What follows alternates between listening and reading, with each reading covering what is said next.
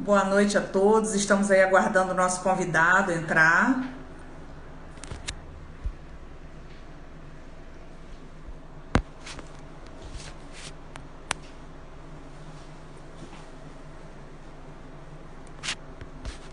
Enquanto o Dr. Conrado não acessa o nosso Instagram, eu vou aqui primeiro dar boa noite a todos vocês e vou começar falando um pouquinho sobre a biografia do Conrado Paulino da Rosa, né? Enquanto ele não entra. Jéssica, observa aí a hora que ele entrar para mim, por favor.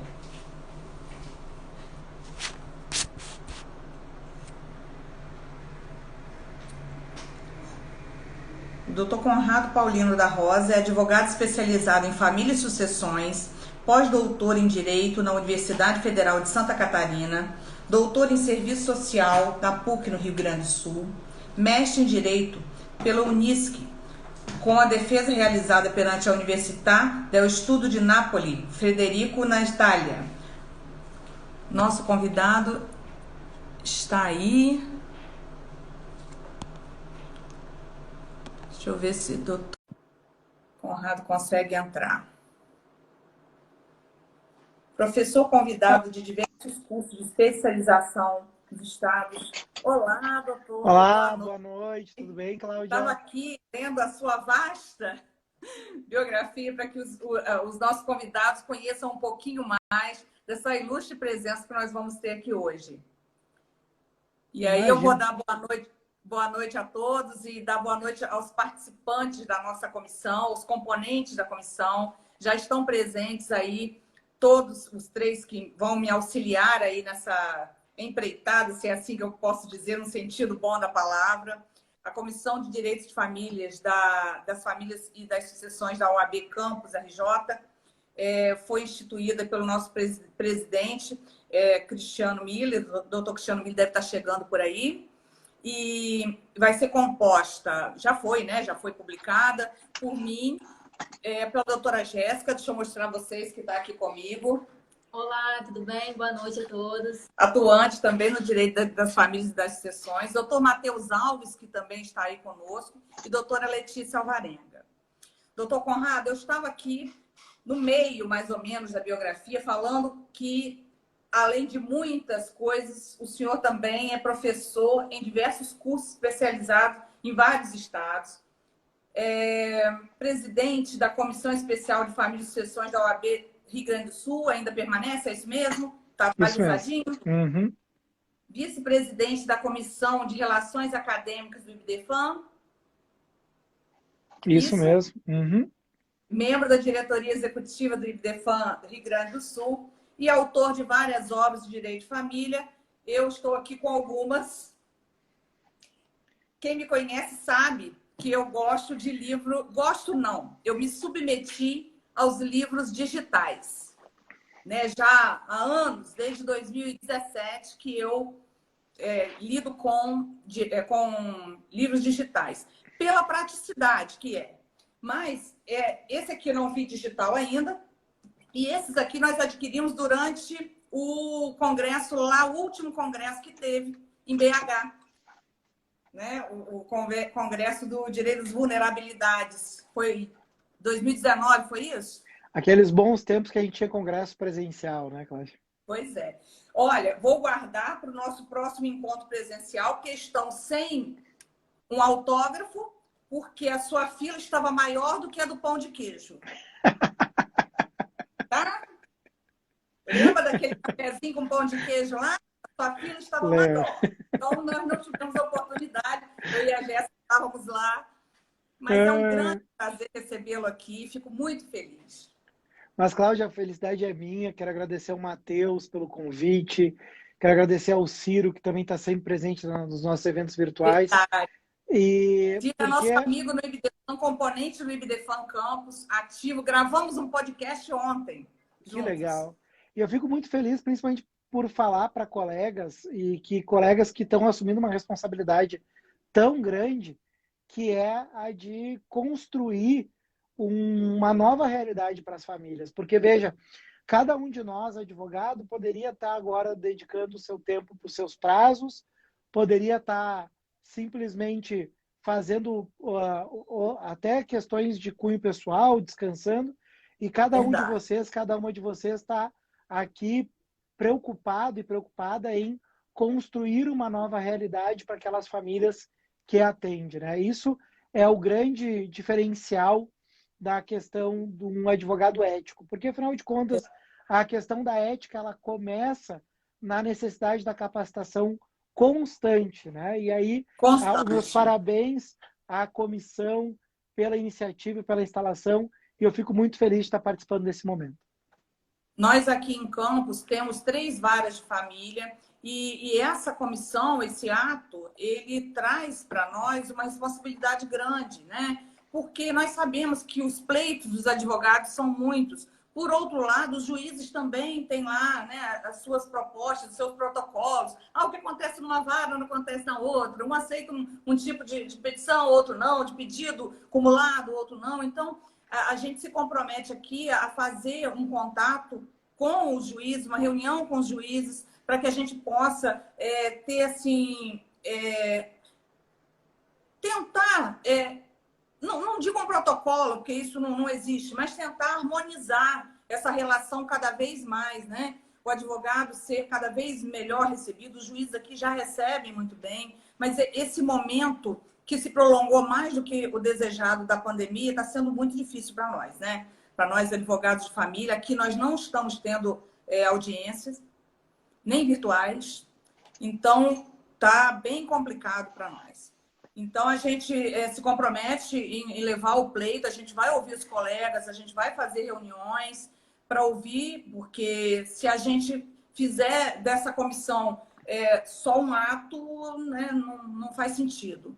E eu agradeço muito a sua fala aqui hoje, porque eu sei que é uma fala de uma pessoa que lida diariamente, e não só em relação à questão doutrinária, né, a escrever livros. A gente sabe que só escreve livros e tão bem, falando de uma forma tão íntima sobre a matéria de direito das famílias, como você faz. Tem que ser uma pessoa muito militante e muito íntima do direito de família, que não é um direito para todos. Não, e enquanto é importante a gente saber que, principalmente, quem ocupa cargo diretivo na OAB, quem se dispõe a criar comissões, tem que ter essa predileção de um respeito e de um espírito colaborativo, né? Logo quando começou a pandemia, eu chamei a Corregedora Geral de Justiça para uma reunião com a comissão da nossa comissão da OAB aqui. Agora a gente estava tendo problema com as perícias, eu me reuni, chamei o Conselho de Psicologia e levei o Conselho de Psicologia para a Corregedoria para a gente também construir em conjunto. Ou seja, a gente tem uma missão muito importante. Isso. E que é a transformação. Ou seja, daí eu reforço, cada um de nós poderia nesse momento estar resolvendo as suas questões do seu escritório, mas seria muito egoísta da nossa parte nós não pensarmos nas outras famílias, naquelas famílias assistidas pela Defensoria Pública, naquelas famílias dos escritórios modelo. Exatamente. Isso aí, núcleo de prática.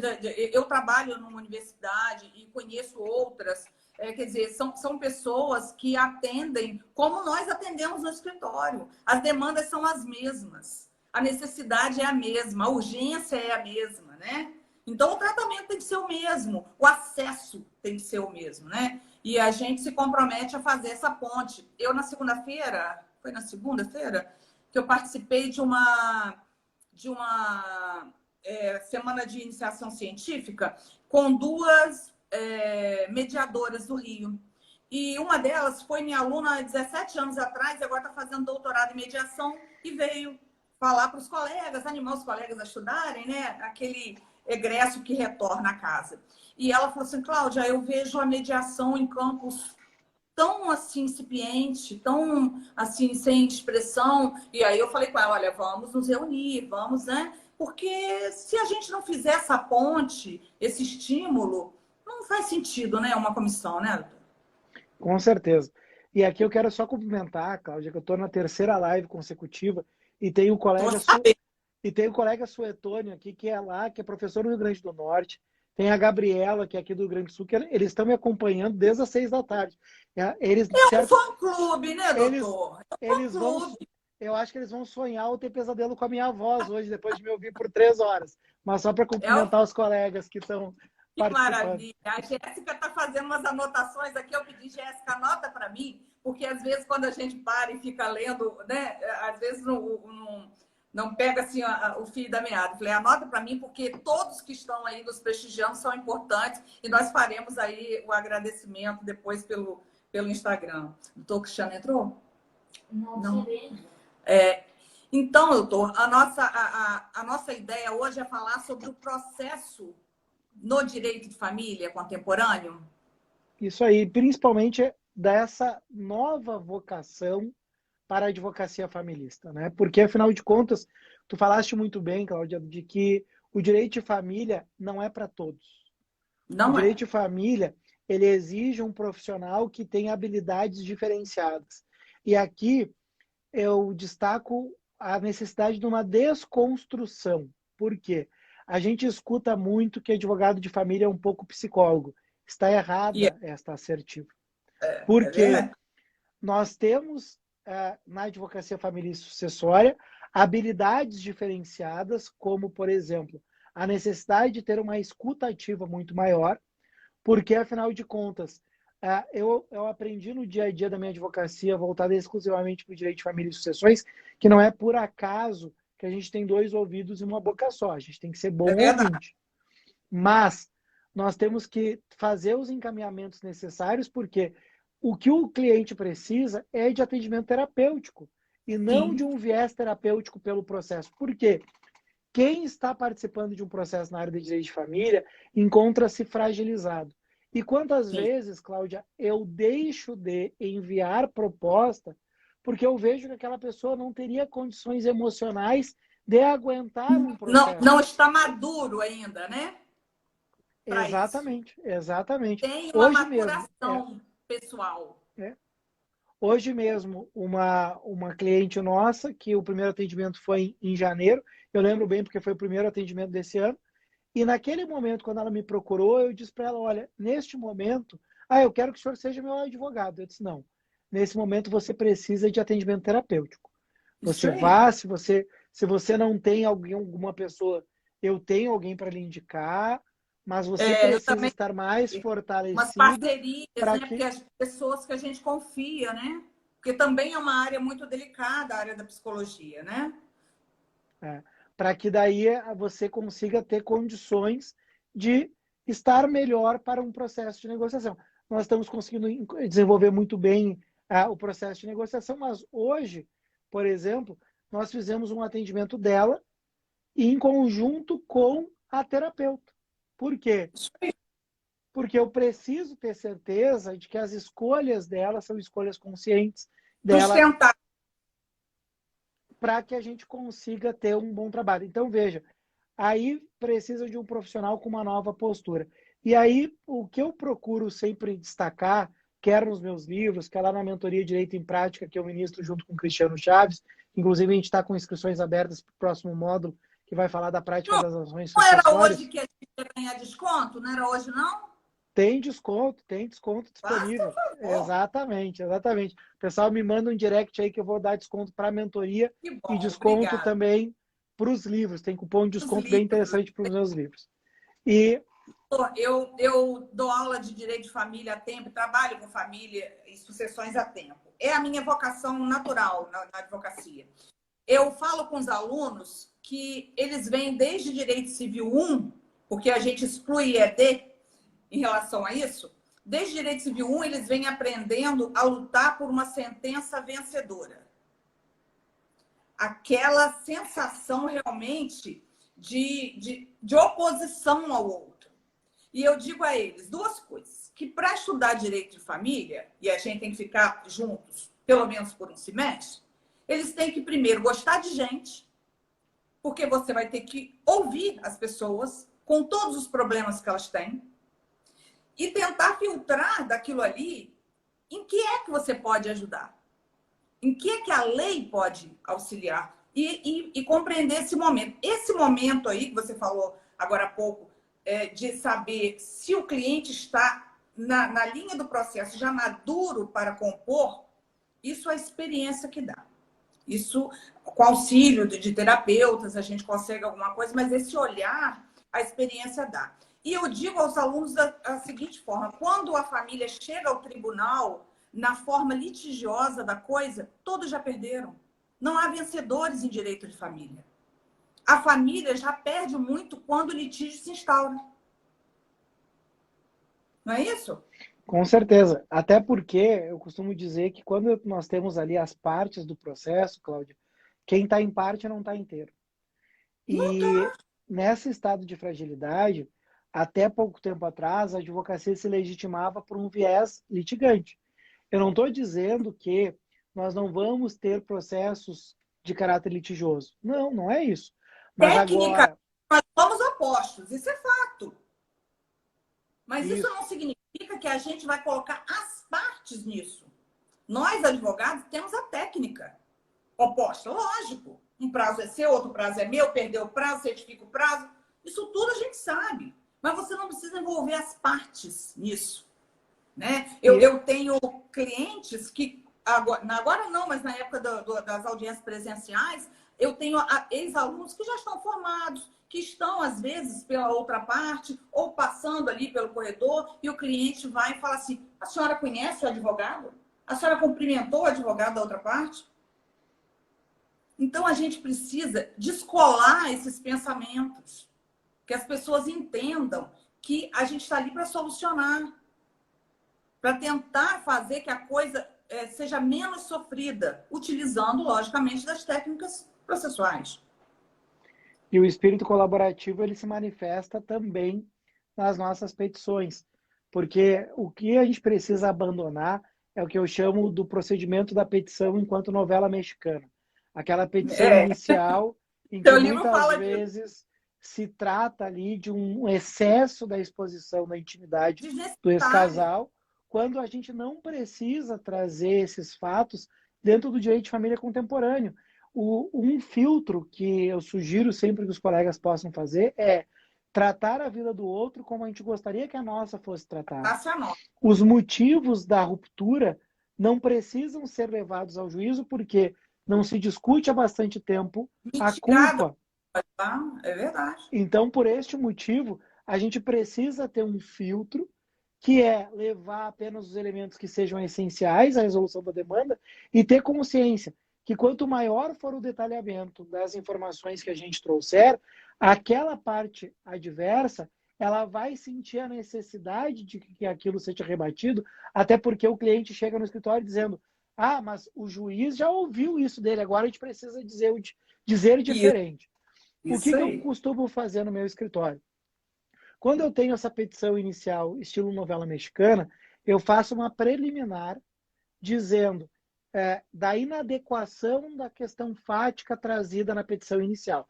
Destacando que aquelas questões que foram trazidas nos parágrafos tais, retratam um sentimento que é recíproco de um momento que é crítico, mas que são comuns, quer a parte autora, quer a parte demandada. Todavia, são sentimentos que devem ser trabalhados em espaço terapêutico e não em espaço processual, e por isso eu vou deixar de me manifestar. Ou seja, nesse momento eu estou demonstrando ao juízo e até mesmo ao colega que está advogando para a parte autora que eu não estou desconsiderando aquilo que está sendo tratado, mas que o processo não vai tratar da intimidade, porque isso não tem nenhum ganho. E não faz diferença. Há advogados que pensam que faz diferença no convencimento do juiz, não faz. Não faz diferença, porque a pessoa fez aquilo, aí junta foto, aí pega foto do Instagram, aí pega... Não tem relevância, né? E, além do mais, há expressões que ultrapassam a medida suportável da polidez. Né? A gente tem que ter um mínimo de polidez nas petições. Não adianta ter lá aquele papel timbrado, aquela logo bonita, né? E estar ali falando, às vezes com palavras de baixo calão, às vezes se referindo ao outro de uma forma menor. A gente vê isso também, às vezes, em investigação de paternidade. Ah, ela tinha vários relacionamentos. Ah, ela... E aí? Ela engravidou É, de uma pessoa, né? eu, inclusive, nessa última edição, Cláudia, do livro, eu apresento ali uma situação que é bem pouco utilizada, mas dessas situações a gente pedir para que exista o pedido ao juízo que se risque as expressões negativas, né? Ou seja, Verdade. que Isso é agora, previsto, né? Isso é previsto em lei. exatamente, que a gente possa, dessa forma, até mesmo um viés pedagógico para esse colega que, infelizmente, ainda está adotando uma postura desnecessária, então que a É, gente possa usar desse método, né? Ali a Gabriela, que está assistindo a live, ela disse, mas o que fazer com esses advogados, com esses colegas que ainda incentivam o litígio? Bom, a verdade, Gabriela e colegas, nós todos aqui somos uma geração de transição, até verdade. porque todo mundo que nos antecedeu e muitos colegas que ainda estão em atividade nós fomos formados por um paradigma do litígio. E Eu que, fui é, formada. e que a gente precisa, aos poucos, veja, não é de uma hora para outra, criar uma mudança comportamental. E aí eu sempre trago o seguinte exemplo. Não precisa que todo advogado familista, que toda advogada familista faça curso para ser mediador, faça curso para ser constelador, faça curso para ser advogado colaborativo. Claro, quem puder fazer é ótimo, até para que a gente aprenda novas ferramentas. Mas veja, Verdade. você não precisa fazer esses cursos para ser um bom ou uma boa Para advogada mediar. familista. Mas você precisa adotar e introjetar essas metodologias, saber que elas existem e fazer os encaminhamentos necessários. Eu sei que muita gente tem, por exemplo, resistência com constelação, e não é todo mundo que vai estar preparado para ir para um ambiente de constelação. É Agora, assim. eu não tenho dúvidas de que é um procedimento extremamente efetivo, que pode ser transformador para quem estiver disposto a isso. Uma vez eu discutindo com um professor de processo civil essa temática, e ele disse, Conrado, mas o problema é que se a gente começa a adotar esse procedimento no processo civil brasileiro, daqui a pouco a gente está admitindo saravá no processo civil. Eu digo, olha, se Mas for não tem dentro, nada a se, ver com se a for questão dentro da religiosa. ética, eu não tenho problema com saravá, eu não tenho problema com qualquer metodologia. A questão é, a gente precisa ver o que é bom para aquela pessoa, Isso. o que Que vai trazer. funciona.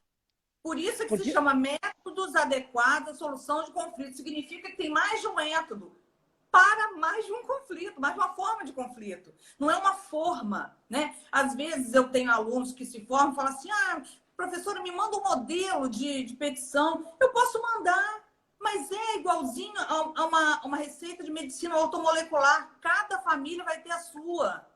Não há modelo que baste. é que a Se você quer questão história como ela é, encaminhar a coisa para o consenso, já colocar ali uma proposta. Há colegas que acham que demonstra fraqueza na inicial, você já colocar uma proposta de acordo. Gente, o outro já vem para responder. Ou que queira ou que não queira o acordo, mas você já sinaliza com a bandeirinha branca. Olha, entramos com o litigioso porque o acordo foi impossível antes, as partes não se falavam, ele não tinha um advogado constituído para que eu fizesse um contato, mas o desejo de acordo. E o desejo já está ali na petição. Quando o juiz lê ou quando a outra parte recebe a petição inicial, o desejo está ali, tanto na falta do estímulo do litígio, quanto na proposta de acordo. E às vezes proposta de acordo realmente em relação a tudo. Há regime de convivência, que já pode sair como uma possibilidade de regularizar o que já acontece, porque muitas vezes a pessoa quer dar a palavra final, mas às vezes é só formalizar o que já vem acontecendo. Só tiveram a dificuldade de verbalizar aquilo, né? e assim, o que a gente tem que pensar é que a composição ela pode acontecer em qualquer momento processual, né? Claro, a gente tem que também saber que processo é estratégia, né? E que tem alguns casos que eventualmente a gente vai ter que primeiro distribuir a ação, ter as Sim, tutelas de urgência, para que a gente consiga ter uma situação de Tomar equiparação pé. para um ambiente de acordo. Digo, por exemplo, numa situação de desregar, né?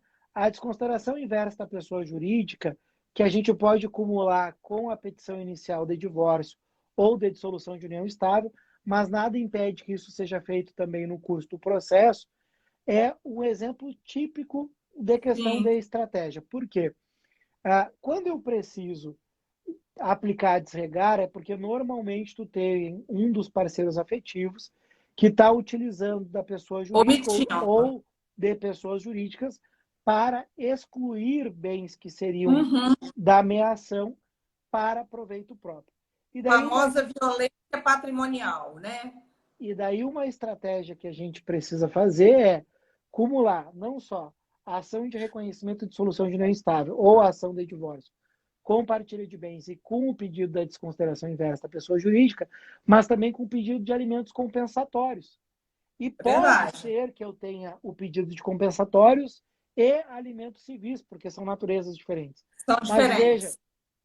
que os compensatórios, eles vão servir como uma estratégia justamente para forçar o acordo. Então, trago aqui um exemplo que já vivenciei, que era uma situação onde a gente já sabia desde logo que o grande patrimônio a ser partilhado estava nas pessoas jurídicas do companheiro, eu era advogado da companheira.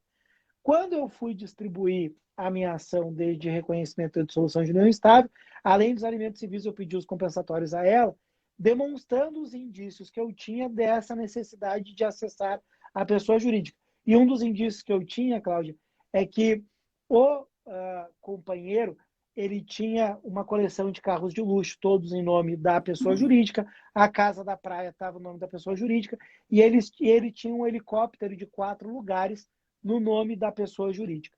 E ali eu fui criando Ele veio elementos. construindo esse patrimônio, né? Isso.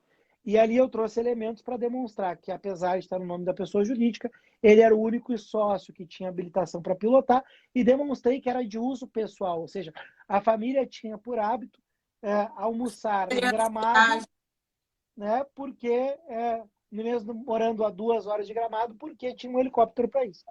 E ali, o que eu fiz? Eu pedi os compensatórios. E quando eu fui para. No primeiro grau, não consegui no patamar que eu gostaria, fui para o agravo de instrumento, fui despachar com o desembargador, e aí a importância desse trabalho também de conversar com os julgadores. E quando eu fui mostrar para o desembargador, e ali eu tive sorte também, porque normalmente pessoas desse padrão costumam ser muito discretas nas redes sociais. Mas ele era uma pessoa Quando que... a pessoa mostra é bom, né? Porque a gente já vai printando Exatamente, porque ele antes de certa... entrar com o processo. Tem que printar antes, senão eles apagam tudo. É, eu acho que ele era de signo de leão com ascendente em leão, porque a Exibir. capa, a capa do Facebook dele era ele de braço cruzado na frente do helicóptero. Então, eu peguei essas fotos, né, e aí vem mais uma questão processual, né, a questão das atas notariais, porque, veja, hoje, o melhor amigo do advogado tem que ser o tabelião, porque tu precisa produzir essas atas notariais desses conteúdos das redes sociais, das conversas de WhatsApp, dos directs do Insta. Então, ali eu mostrei para o desembargador, disse, olha, desembargador, olha aqui o patrimônio dele, olha só a foto dele. Inegável. Inegável. Eu fiz uma brincadeira com o desembargador. Eu disse, olha, desembargador, com esse patrimônio, até eu estou pensando em ter uma união estável com esse cidadão. E Ele. o, e o desembargador me olhou e disse assim, olha, Conrado, eu também.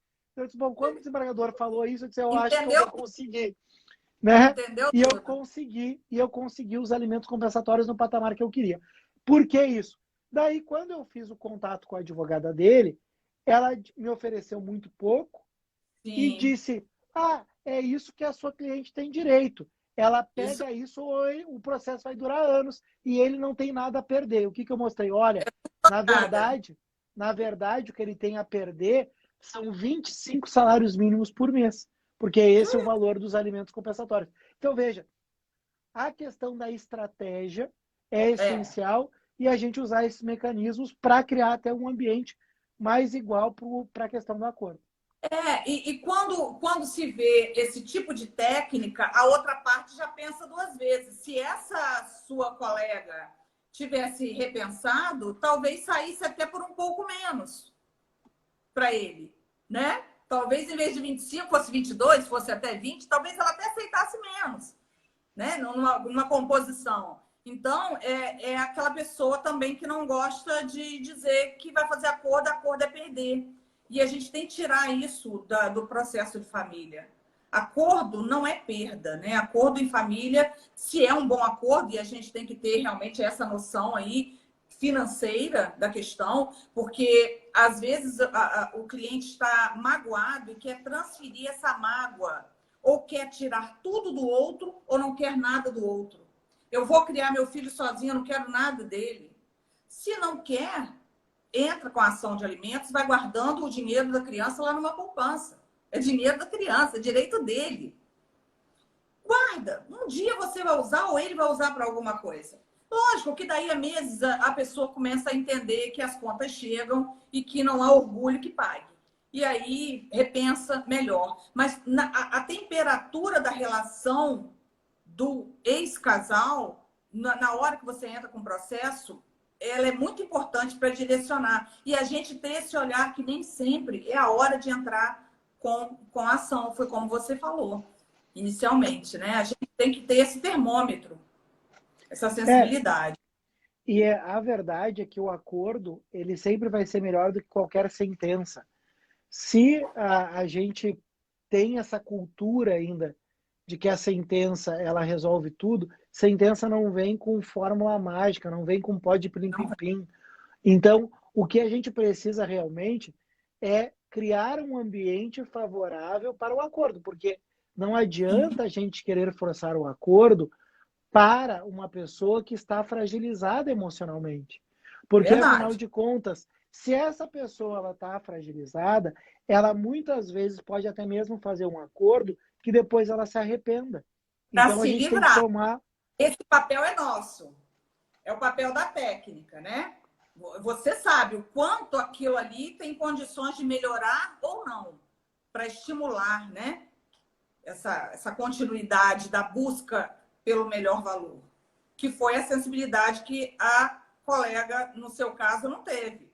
Ela não vai conseguir nada. Primeiro, você não pode dizer do que o outro vai ou não conseguir. Né? Às vezes, com a sentença na mão, você não consegue dizer isso, porque recorre e tem uma virada. Então, você não pode dizer, vai. E daí vem a questão, e eu divido com a comissão de vocês, Cláudia, a seguinte preocupação. A gente precisa ter um cuidado com uma ética particular do advogado familista. Porque, afinal de contas, se dizia há muito tempo de que advogado não escolhe causa. Eu estou convencido que só advogado antiético não escolhe causa. Porque, afinal de contas, a primeira situação é cobrança de consulta. A cobrança de consulta, ela é uma exigência ética, porque o nosso Código de Ética e Disciplina exige o cumprimento, no mínimo, da tabela de honorários vigente na nossa subseção. E os colegas têm que tomar cuidado que o que vincula o advogado não é a contratação, é a consulta.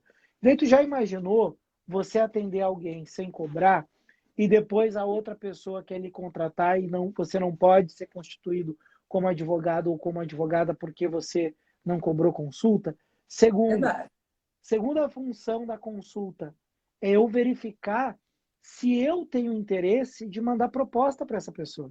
Porque, veja, exceto se alguém aqui que nos assiste seja defensor ou defensora pública, eu vou escolher os casos em que eu vou advogar. Porque eu preciso me convencer que aquela questão é legítima. Porque tem situações onde tu percebe que o que a pessoa quer não é justiça. A pessoa ela quer vingança. Isso aí. O que é pior ainda é... Porque quando nós estamos falando apenas de adultos que não tenham filhos, nós temos uma situação que é claro que a gente tem que se preocupar com essas pessoas, mas ninguém morre de amor. A gente pensa que vai morrer de amor. O máximo que vai acontecer é tu virar um fã da Marília Mendonça, de não escutar outra música que não seja dela, e chegar no auge de chegar a escutar só o Pablo do Arrocha. Tem uma música do Pablo do Arrocha, Cláudia, não sei se tu conhece, que uma vez eu fui dar uma aula no interior da Bahia e a professora que foi me pegar no aeroporto estava escutando Pablo do Arrocha. E ela estava escutando a toa do Pablo do Arrocha. E quando eu entrei no carro, ela disse, desculpa, professor, eu vou diminuir. Eu disse, não, aumenta, eu quero aprender com o Pablo do Arrocha. E tem um trecho de uma música dele que eu acho brilhante, que diz assim, abre aspas, o coração de todo mundo bate, só o meu apanha. Né? Então, assim, veja, o auge da sofrência é tu escutar Pablo do Arrocha. E, isso aí. veja, ninguém morre de amor. Né? Tu pode pensar, é ruim, a gente sofre, mas, veja, eu sempre digo que final de relacionamento é igual ressaca. Quando tu tá meio ressaqueado, tu não pensa em beber de novo, né? Mas veja, depois que já passou a ressaca, tu pensa, vou tomar uma. Então, final de relacionamento é assim. Agora, ninguém morre de amor. Agora, a gente tem uma morte nos processos, tem uma morte que é da infância. Porque se a gente não tiver um trabalho ágil e ético, a gente vai condenar esta criança à morte da sua infância, à morte da sua capacidade de desenvolvimento saudável emocionalmente. E aí, eu sempre digo o seguinte, no primeiro atendimento, Cláudia, no meu escritório, eu digo que eu não sou advogado dele ou dela. Eu sou advogado do filho. Então, eu deixo isso muito claro desde o primeiro atendimento que eu sou advogado do filho, porque desde a primeira consulta eu vou chamar a atenção desse pai ou dessa mãe de questões que vão ter que mudar. E no meu contrato de honorários eu deixo muito claro, e lá na mentoria de Direito em Prática eu tenho uma aula em que eu falo só sobre contrato de honorários na advocacia e sobre a prática do atendimento. E eu tenho uma cláusula no meu contrato dizendo que se o cliente ele não seguir as minhas orientações, eu renuncio ao caso. Sim. Por quê? Pessoal. Porque o que nós temos no nosso Código de Ética e Disciplina é que é a relação entre cliente e advogado. Primeiro, o advogado é independente. Ou seja, cliente algum pode dizer o que tu vai colocar na tua petição. É verdade. E o que eu digo para o meu cliente é o seguinte, se eu for num consultório médico, eu posso dizer para o médico qual é o diagnóstico, qual é a prescrição? Não. Então, aqui no meu escritório, quem manda na petição sou eu. Não gostou, estou subestabelecendo neste momento para quem você quiser. Porque tem um primo meu que se formou. Me passa a OAB do teu primo que eu subestabeleço para ele agora. Isso. E se essa pessoa ela não segue as minhas orientações, eu vou renunciar. Porque muitas vezes a pessoa vai querer usar o filho como instrumento de batalha. E isso é cruel. Então, eu não advogo para pessoas assim. Eu não advogo para quem quer guarda no lateral. Porque, ao meu sentir, guarda no lateral, quem quer guarda no lateral quer usar o filho como um troféu. Porque todo mundo aqui já escutou a expressão eu ganhei a guarda. Então, por isso, a gente precisa assumir. E aí eu divido essa responsabilidade com todos os integrantes aí dessa comissão que está sendo criada na OAB de Campos. Porque todos ouvindo, né? Porque esse é um compromisso que nós temos de mudança e que a mudança começa no meu escritório. Porque de nada adianta eu querer que os outros mudem se eu não mudo as minhas atitudes. Mas eu vou perder o cliente. Gente, eu perco esses honorários com tranquilidade, mas eu não perco o sono. E eu estou atuando num divórcio e eu estou pela mulher. E aí ela me ligou dizendo que a menina, aliás, a advogada dele me ligou, que é minha colega de muitos anos, aqui da comarca, e ela me ligou dizendo o seguinte, que a filha não quer ir com o pai. A filha tem 11, 12 anos. E aí eu falei com ela, olha, eu vou ligar para minha cliente, vou ver o que está acontecendo. E aí a minha cliente falou assim, olha, ele proíbe ela de levar o celular. Ela quer que ele quer que ela converse só com ele. E aí eu falei com ela, eu retornei para essa minha colega, falei assim, olha, ele está cometendo autoalienação parental, segundo o nosso professor Rolfo Madaleno. Ela falou, como assim?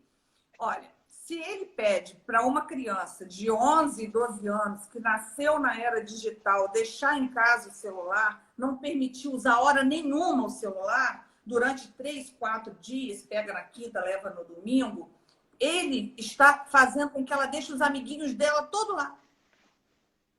Ah, mas ele diz que ela olha o celular e fala com ele ao mesmo tempo. Eles conseguem fazer isso, nós não. Essa geração digital é assim. Então ele pode falar com ela assim, filha, vamos dar uma caminhada no parque? Deixa aí o celular um pouquinho. Vamos conversar com o papai? Vamos ao shopping? Vamos. Agora, proibir, ela não vai querer ir. Nem eu ia querer ir. Que sou de uma outra geração, da geração analógica.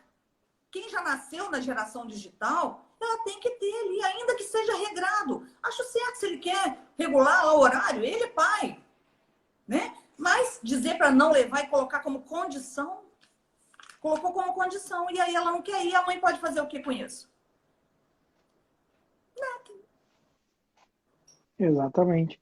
E aí vem a questão, exatamente, nossa, Cláudia, de chamar o cliente para a realidade, ou seja, de que todo mundo tem pontos de melhoria. Todo mundo tem pontos de melhoria. E aí vem o nosso compromisso ético de criar um ambiente saudável que estimule a autonomia, porque advogado de família que cria ambiente de dependência não é ético. Eu não quero que esta pessoa fique o resto da vida no meu escritório. Eu quero que essa pessoa... Aquele processo Piotti, né? Não faz sentenças sustentáveis, ou então não entra com o máximo de pedidos juntos, divide em várias ações para cobrar várias ações. Eu uma vez fiz um acordo com um colega que ele tinha entrado com 3 ações, eu tinha entrado com uma só pedindo tudo. Aí, na hora do acordo, ele não tinha o número das ações. Eu fui lá no meu celular buscar. Falei, doutor, eu tenho aqui o número das ações todinho. Para quê? Para fazer um acordo com tudo junto. Para que fazer 3 audiências, 4 audiências? Para que tudo isso? Cobra. Quer cobrar? Cobra. Mas cobra de uma maneira... Então, a gente precisa ter essa consciência de criar um espírito de autonomia. E que, por exemplo, eu tenho cláusula no meu contrato proibindo o contato via WhatsApp. Justamente porque o WhatsApp dá a possibilidade que a pessoa te contate 7 dias por semana, 24 horas por dia. E está errado. Errado? Porque eu vejo que o primeiro ponto para a gente cuidar da família dos outros é a gente cuidar da nossa. Verdade. E não tem como você manter uma vida saudável se você ficar conectado full time. Você não tem como produzir academicamente, produzir peças de qualidade se você fica o dia inteiro respondendo WhatsApp. E tu sabe muito bem que se a pessoa ela vai ter que escrever um e-mail, ela vai ter que parar para pensar e redigir aquele e-mail, que é diferente da questão do mandar o WhatsApp, mandar áudio. Gente, eu tenho time é outro, né? Eu tenho pavor de áudio de WhatsApp, sabe? Bate na minha cara, mas não me manda áudio de WhatsApp. Tem áudio de WhatsApp que parece podcast, que a pessoa pensa que tu não tem mais nada para fazer do que escutar os malditos áudios. Então, assim, escreva. Se não é para escrever, bom, liga. Se não é para ligar, não me liga. Mas daí a gente precisa ter limite. Quem dá limite é o advogado. É o advogado. E se a pessoa... Até porque, às vezes, é até uma pessoa que tem filtro, é uma pessoa até contida, mas o momento que está vivendo faz com que ela perca também o filtro. Ela quer saber aquilo ali na hora, ela quer saber o que pode acontecer, ela viu não sei o que na televisão, ela viu não sei o que num programa de não sei quem falando que aconteceu lá, e ela quer saber se com ela vai acontecer também. É natural essa atividade mental da pessoa que está em sofrimento. E ela vai ficar te demandando todo o tempo. Isso quando não vem, né? No escritório todo o tempo. Nem pensar. Nem pensar. Então, ah, então, assim, o que a gente precisa pensar é que as regras do jogo, elas são determinadas por nós, advogados. E eu sei que muitas vezes a pessoa diz assim, ah, mas se eu cobrar consulta, ou se eu fizer isso, ele vai para outro escritório. Que vá para outro escritório. Vá. Porque o primeiro passo para o cliente ter, valorizar, é que você se valorize. A Márcia está dizendo, pensei que era inerente à área tanto contato. É no início, Márcia, o problema, não, a Maria Clara, desculpa, é no início, quando tu precisa ainda E aí, fazer... ó, Rogério disse que não vai te mandar mais áudio. Se entregou, O Conrado. Rogério é tabelião, registrador, trocar áudio com ele é uma aula, Perdeu. porque a gente faz trocas acadêmicas, daí não tem problema os podcasts, tá, Rogério? Olha, Então, tá salvo aí, Rogério, tá salvo. Só cliente que ele falou, tá? Ele falou só. mas o que a gente precisa saber é que no momento em que a gente começa, e eu tenho uma frase que eu uso para várias esferas da minha vida, tudo que nos é combinado não nos é caro. Ou seja, Verdade. na primeiro atendimento, você coloca como é que vai ser o procedimento do teu Uhum. escritório, as coisas vão funcionar. E eles, para que fingem que não entende, aí a gente lembra, né? Porque é assim que a coisa funciona. É uma outra prática que eu tenho aqui no escritório, sempre tive, é de colocar o cliente para assinar todas as folhas da petição. A maioria não faz isso, é cansativo, é enjoado. Às vezes o cliente não está aqui, você tem que mandar, digitalizar, manda de volta. Mas eu não quero ser surpreendida por... Eu não falei isso, não era isso, não era bem assim. Na hora que chega na audiência, que fica na frente do outro, às vezes não era bem assim. Então, a gente coloca todo mundo para assinar todas as folhas, tanto no direito às sucessões quanto no direito às famílias. É trabalhoso, mas a gente faz assim. Pode ser uma boa estratégia justamente para saber o que está sendo tratado. O problema que eu vejo, Cláudia, que talvez possa gerar aquela expectativa de querer revisar a petição, né? Então, esse é um problema de... Isso gera. E aí me toma um tempo porque eu explico. Mas isso é meu. Cada um, né, tem uma maluquice. Isso Cláudia, a minha bateria está quase acabando aqui. O papo está ótimo, mas eu estou tendo agora que a todo momento apertar aqui, porque está me dando alerta aqui da... Sim, vamos encerrar, sem problema. Já é a sua terceira live. Já te agradeço demais por ter vindo nos prestigiar aí com essa fala magnífica, com as suas ideias inovadoras, que advém da prática, que interessa muito para nós. E nós estamos aqui em Campos. Você não sei se conhece Campos, né? Se tivesse de dia, eu ia mostrar aqui com o celular, né? Um pouquinho. O escritório é aqui perto da Câmara, é um prédio lindíssimo. Mas você é muito bem-vindo aqui para conhecer o nosso doce típico, que é o chuvisco. Os campistas se recebem muito bem. É um doce português muito gostoso. Então, já estou me autoconvidando, então, para ir conhecer Por Campos, favor, para comer o chuvisco, né? Então... vamos fazer um evento presencial aqui e você é bem-vindo sempre. Minha bateria também Perfeito. está aqui. Ó. Quem quiser cupom de desconto para participar lá da mentoria de Direito em Prática, me chama no direct. Quem quiser cupom de desconto também para os meus livros, que estão com um desconto super bom, com cupom de desconto, me manda ali um direct, que vai ser um prazer ficar em contato. E para quem quiser conhecer mais meu trabalho, lá no meu Instagram, @Conrado_Paulino, aí o pessoal pode conhecer mais o meu trabalho. O livro dele, gente, para quem não teve a oportunidade ainda de ler, é igualzinho essa live aí. Essa tranquilidade, essa didática, essas dicas de ouro, tudo está lá dentro. Tudo está lá no livro. Muito obrigado ao Matheus e a toda a comissão pelo convite. E contem sempre comigo, tá, Cláudia? Um abraço. Você pode até sair, eu vou aproveitar o restinho do tempo para agradecer as pessoas que estão aqui nominalmente, tá bom? Perfeito. Obrigado, abraço, pessoal. Boa fique noite. Com Deus, tchau. saúde aí a todos. Nossa, mãe, muita gente. Muita coisa. Então, vamos começar aqui. Gente, muito obrigada aí pela presença. Nayara Polese, minha aluna, Rani Moura, Maiara Martins, doutor Ciro Freitas, foi citado pelo palestrante, Clarissa Barbosa, Cleudilene Aguiar, Larissa Teixeira, Jaqueline Ramos, doutora Karen Almeida, Tainá Costa, Paula Carolina, Mariane Souza, Débora Oliveira, doutora Letícia Alvarenga, que faz parte da comissão, Ânia Brito, Frederico Pessoa, aqui é quem é, gente?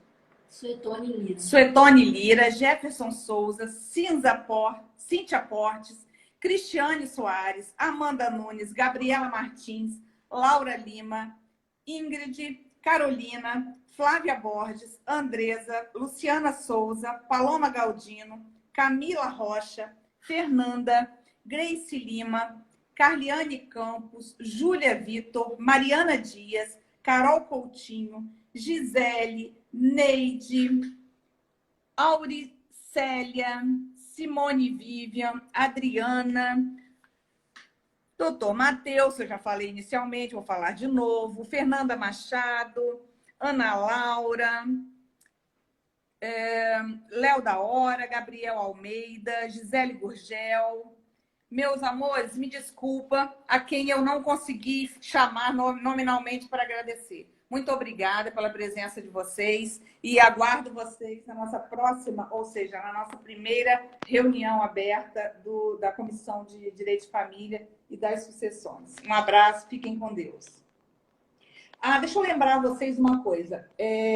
Nós temos um evento do IBDFAN na próxima semana com o Dr. Luiz Paulo. E nós vamos colocar, amanhã eu já devo colocar no meu Instagram para lembrar vocês para estarem presentes conosco. Um abraço, fiquem com Deus.